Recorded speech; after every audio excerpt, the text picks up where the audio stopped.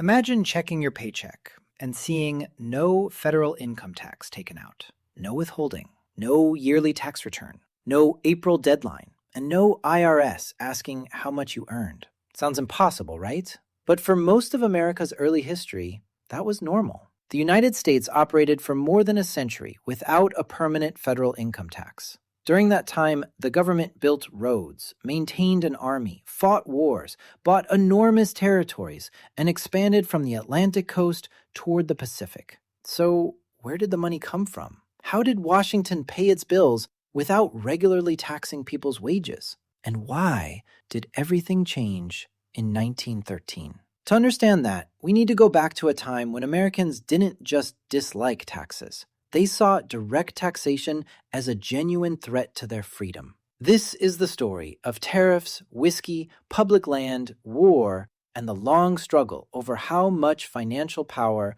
the federal government should have. And it begins with a country that had won its independence, but was nearly broke. When the Revolutionary War ended in 1783, the United States faced a serious financial crisis. The national government owed tens of millions of dollars. Individual states had their own massive debts. Soldiers wanted their pay, investors wanted their money back, and foreign lenders expected the new nation to honor its promises. There was just one problem. Under the Articles of Confederation, the federal government couldn't directly collect taxes. It could ask the states for money, but asking and receiving were two very different things. States often delayed payment, sent less than requested, or simply ignored the request completely. The government had responsibilities, but no dependable way to fund them. That weakness helped push American leaders toward the Constitutional Convention of 1787. The new Constitution gave Congress the power to collect taxes, duties, and excises.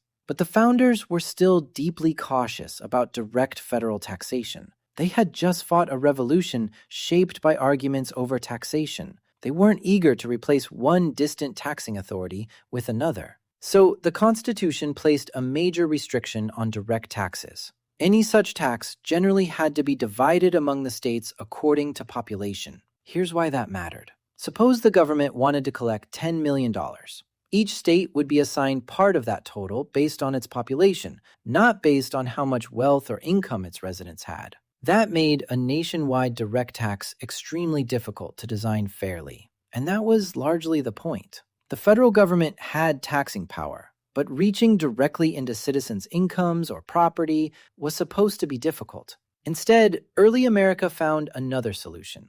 Tariffs. A tariff was a tax placed on goods entering the country. When foreign textiles, sugar, tea, wine, or manufactured products arrived at an American port, importers paid a fee to the federal government. It was simple and relatively easy to enforce. The government didn't need thousands of agents checking everyone's income. It mainly needed customs officers at major ports.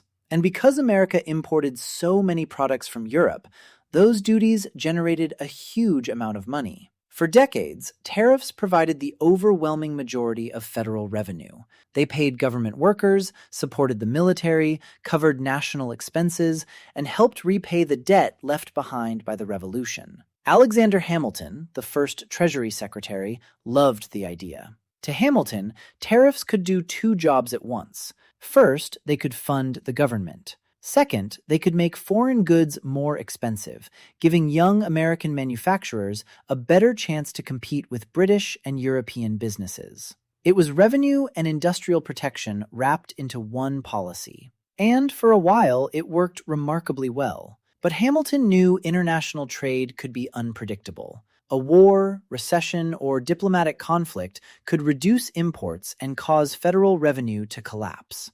So he wanted a second source of money. That decision led directly to one of the first major confrontations between American citizens and the new federal government. In 1791, Congress approved a federal excise tax on distilled spirits, especially whiskey. On paper, the policy seemed reasonable. Whiskey was widely produced, and the revenue could help reduce the national debt. But Western farmers didn't see it that way. For communities beyond the Appalachian Mountains, whiskey wasn't merely a drink. It was a practical financial tool.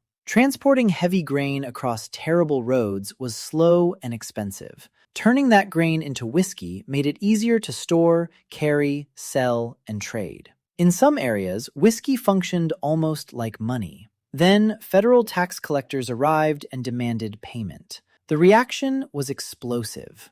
Officials were threatened and attacked. Property was damaged. People suspected of helping the government faced intimidation.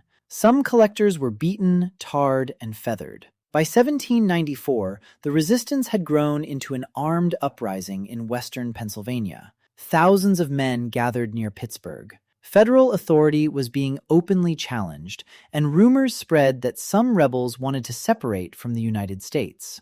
President George Washington decided the government couldn't back down.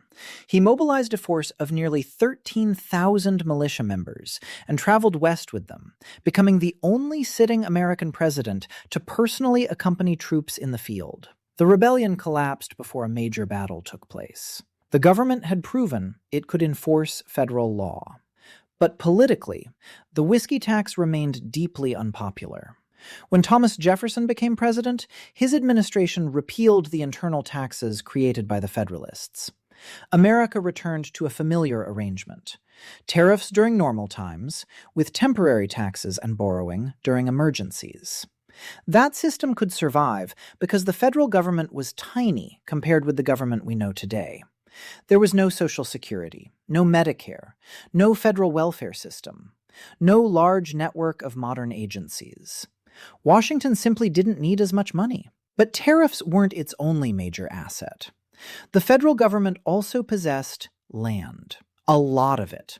As the United States expanded through purchases, treaties, warfare, and forced removal, Washington gained control over hundreds of millions of acres. The government surveyed that land and sold it to farmers, settlers, investors, and speculators. Those sales became an important source of revenue. During major land booms, millions of acres could be sold in a single year. The income helped pay government expenses and reduce the national debt. In fact, during Andrew Jackson's presidency, the United States almost completely eliminated its national debt, an achievement never repeated. But there was a darker reality behind those numbers. Much of the land sold by the government had previously belonged to native nations. Federal revenue and westward expansion were closely connected to broken agreements, warfare, displacement, and forced removal. The system generated money, but someone else often paid the human price. Still, the combination of tariffs, land sales, and selected excise taxes funded the government for decades. Then came the Civil War, and suddenly, the old system wasn't enough. Before the war, Washington's daily expenses were relatively modest. Once fighting began, military spending exploded. The Union needed to recruit, equip, feed, transport, and pay an enormous army.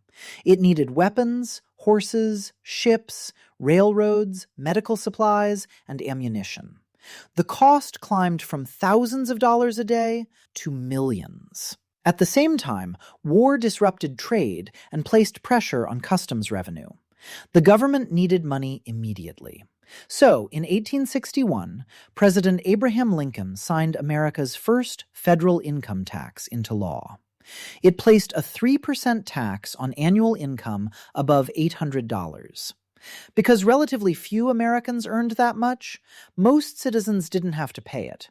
But the law was rushed, and the government didn't yet have an effective system for collecting the money. Congress tried again in 1862. The new law created a progressive income tax, meaning higher earners paid a higher rate. It also taxed an astonishing range of products, businesses, professions, and transactions. Alcohol, tobacco, jewelry, advertisements, carriages, medicine, manufactured goods, even certain inheritances could now produce federal revenue. Something even more important happened. The government created the office of the Commissioner of Internal Revenue. At first, it was small. Then it expanded quickly, employing assessors and collectors across the country.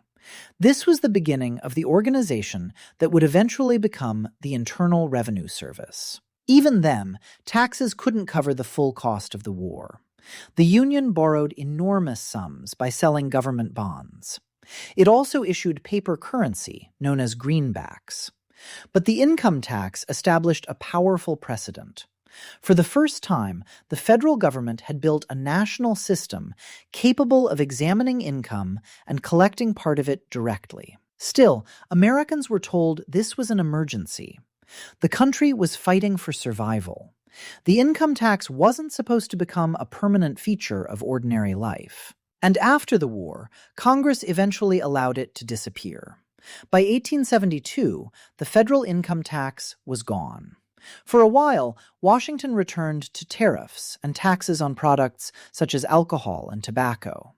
It seemed as if the experiment had ended. But America was changing fast. Railroads connected the country. Giant corporations appeared. Industrial fortunes grew to levels previous generations could barely imagine. Men like John D. Rockefeller, Andrew Carnegie, and J.P. Morgan accumulated extraordinary wealth. Meanwhile, ordinary workers often faced long hours, low wages, dangerous factories, and little financial security. Tariffs also affected people indirectly by increasing the price of imported goods. Critics argued that the system placed too much pressure on consumers while allowing the wealthiest Americans to avoid federal taxation on their income. Demand for a new income tax began to grow, but there was still a constitutional obstacle. Courts could strike down a direct income tax if it wasn't apportioned among the states. That's why reformers pushed for a constitutional amendment. In 1913, the 16th Amendment was ratified. Congress now had clear constitutional authority to tax income without dividing the total among states based on population. The modern federal income tax had arrived. At first, it affected only a small portion of Americans, and the rates were modest compared with what came later.